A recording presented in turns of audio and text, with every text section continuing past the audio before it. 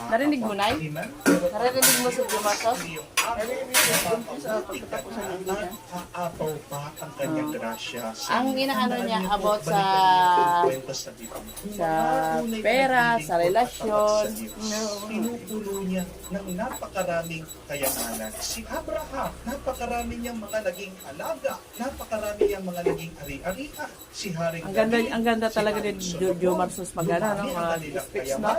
Lumawak ang kanilang kapangyarihan. Si Job, kahit na sinubukan siya ng Diyos, dahil naging tapat siya sa Diyos, anong ginawa ng Diyos? Yung nawala sa kanya, binutrika niya. Kaya nga, yan ang pinapaalala sa atin. Bakit ka naghihirap? Kasi hindi ang Diyos ang iyong amo. Hindi ang Diyos ang iyong pinaglilingkuran. Kung hindi ang pera. Do not make money. Paano naman Dumasos yung mayayaman na halal ang budhi? Anda naman doon yung halal ang budhi, di ba?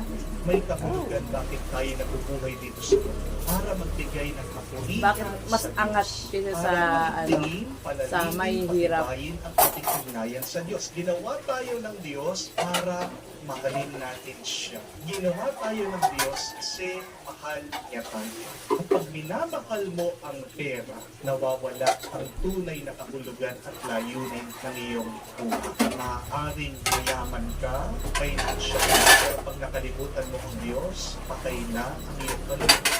Iiwan mo din. Tama. Pero sino makakaharap mo bandang huli kung hindi ang Diyos? Tama, May tama. isang paraan lang para maging Mayaman ka ngayon, pero wala naman sa iyong Panginoon. Tama, di ba, Nay? Palaging sundin ang kagustuhan ng Diyos. Mayaman ka dito sa Pag, mundo. pag naghihirap ka din, Paro-paro. Kasi wala naman Aalis sa'yo, sa'yo, Panginoon. iiwasan ka. Pero ayusin mo ang Mayaman buhay ka mo. ngayon. Gawin mo Dahil mabuti. pwede ka, Gawin mo pero mabango ang iyong dating ng panahon, ang Mabibigla oras mo na. ang pera, Kung ang kailangan, kailangan, padadala yan. yan ang lalapit sa iyo. Iiwan mo rin yan. o, kasi lahat tayo dito sa lupa, meron tayong, ano ba tagdan yung pantay-pantay, mayaman o meron.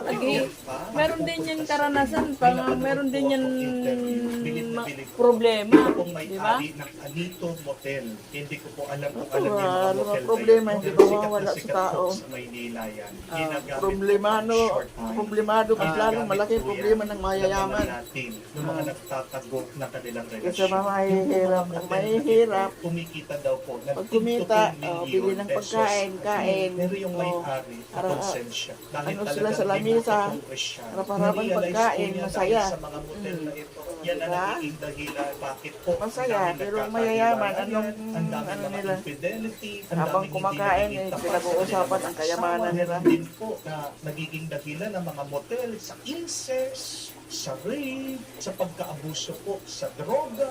Kaya po, dahil dito, itong may-ari, minabuti po niya na ipasara Ano sila na ngayon, yung mga pero hotel. pagdating sa Napakahirap po na bitawan mo kabilang ang buhay, 2 million andun pesos. sila sa Abi, impyerno. Di po ba? Pero kahit na mahirap man po ito, kahit na malaking pagsubok sa kanila, payapa daw po sila sa kanilang puso, sa Gugustuhin ko kanilang pa. kaluluwa. Ang sabi Isa ko, kami, ha? Anito Motel exclusive. Isang kahit isang Glory tuka. of God. Maaaring Masaya walang pa. gantimpala financially yung kanilang ginawa. Masaya Pero tayo. may Kumita gantimpala ka. naman po ito. Sapat Sa na, kanilang kontento ka na. sa Malit, kanilang malit o malaki, Tandaan kontento po ka. natin Oo. ang kayamanan. Hindi lang po pera, ang kayamanan din ay yung payapa, ang iyong kaluluwa. Ayun, konsensya. no. Yun ang ano, di ba? Ang kayamanan yung payapa ang kaluluwa. Totoo yan. Kapayapaan ng iyong mga Ang galing talaga ni Father Dumasos, ano? Na ma-bless financially. Pero pag inaasa mong magkaroon ng pera, lalo pang mawawala yan, iiwasan ka niya.